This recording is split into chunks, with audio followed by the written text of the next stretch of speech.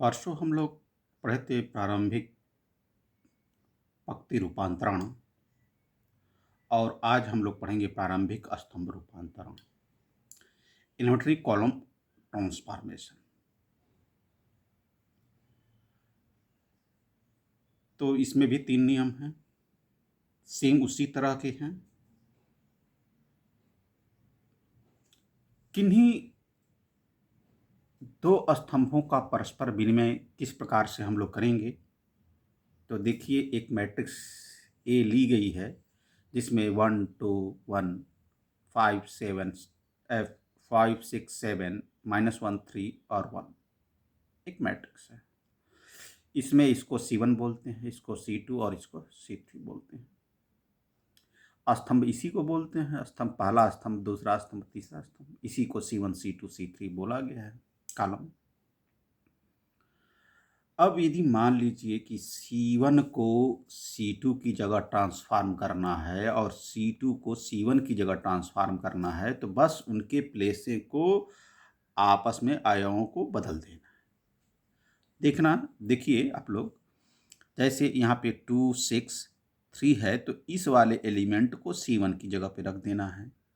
तो 2 6 3 रख दिया गया है, और C1 वाले एलिमेंट को 1 5 -1 उसके स्थान पर C2 की जगह रख दिया गया, और C3 में कोई चेंजिंग नहीं की गई, यानी 1 7 1 रख दिया। पुनः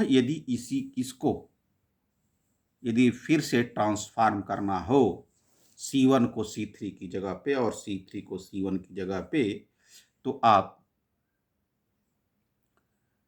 इसमें देखिए कि C1 ये है और C3 ये है, तो इसको C1 की जगह पर रखना है और इस वाले को C3 की जगह पर रखना है। तो ये हो जाएगा 1 7 1 हो जाएगा, और यहाँ पे हो जाएगा 2 6 3, और इस बार C2 वाले एलिमेंट को कोई चेंज नहीं करना है, तो 1 5 -1। किसी स्तंभ के अवयवों का एक शून्येतर संख्या से गुणा करना। तो सपोज दैट करिए कि एक मैट्रिक्स ये दी गई है कि -1 3 1 1 2 -4 2 8 6। इसमें किसी भी स्तंभ में, चाहे C1 में, चाहे C2 में, चाहे C3 में, आप किसी में मल्टीप्लाई कर सकते हैं स्वेच्छा अनुसार। तो मैं यहाँ एक एग्जांपल लिया हूँ कि C3 को 3C3 लिखना है, तो इसमें 3 का मल्टीप्लाई कर दीजिए, तो 3 -12 और 18 हो जाएगा ये, और बाकी में कोई चेंजिंग नहीं है, तो सेम उतार लीजिए इस तरह से। ठीक, फिर अगला, इसमें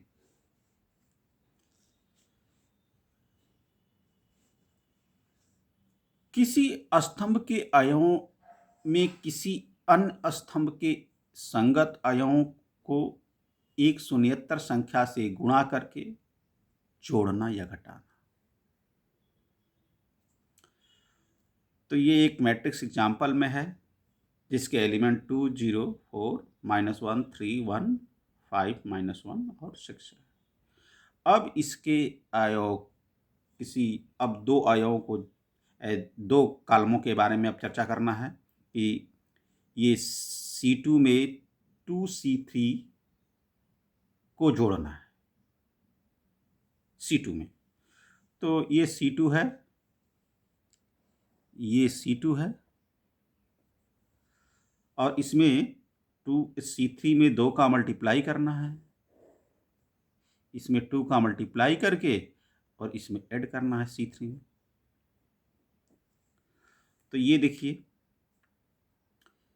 इसमें 2 का मल्टीप्लाई करेंगे तो 8 + 0 8 हो जाएगा, 2 + 3 5 हो जाएगा, ये हो जाएगा 12 -2 है, तो ये 10 हो जाएगा, और बाकी में कोई परिवर्तन नहीं, तो सेम उसी तरह लिख देना है 2 -1 5 2 -1 5, ये हो जाएगा 4 1 6, ये लिखा गया सेम, क्योंकि इसमें कोई चेंजिंग नहीं है, C3 में कोई चेंजिंग नहीं करनी है।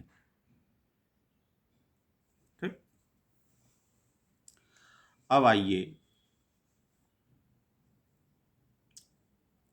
तुल्य आव्यूह इक्विवेलेंट मैट्रिक्स।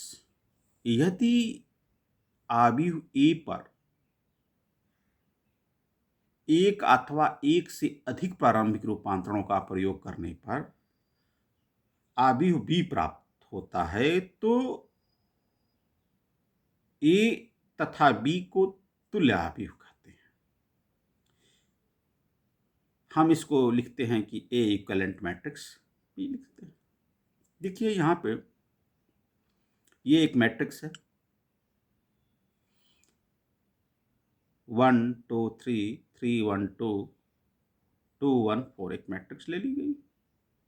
अब इसको हम लोग को परिवर्तन क्या करना है कि R3 में परिवर्तन करना है, वो R3 में से R2 को घटाना, सब्ट्रैक्ट करना है, तो घटा दीजिए। तो ये हो जाएगा R3 ये है, R3 ये है, तो R3 में से R2 को घटाना है, सब्ट्रैक्ट करना है, तो ये हो जाएगा -1, ये हो जाएगा 0 और ये हो जाएगा 2, और बाकी चीज़ों में कोई परिवर्तन नहीं, यानी R2 R1 सेम उसी तरह से आ जाएंगे, 1 2 3 1 2 3 3 1 2 सेम लिख लीजिए। और ये इसी मैट्रिक्स की इक्विवेलेंस है, और ये नई मैट्रिक्स प्राप्त हुई है, तो ये हम कह सकते हैं कि ए इक्विवेलेंस टू मैट्रिक्स बी, यानी चेंज करने के बाद जो परिवर्तन आया वो भी मैट्रिक्स ए के इक्विवेलेंट ही है। ठीक है, धन्यवाद, कल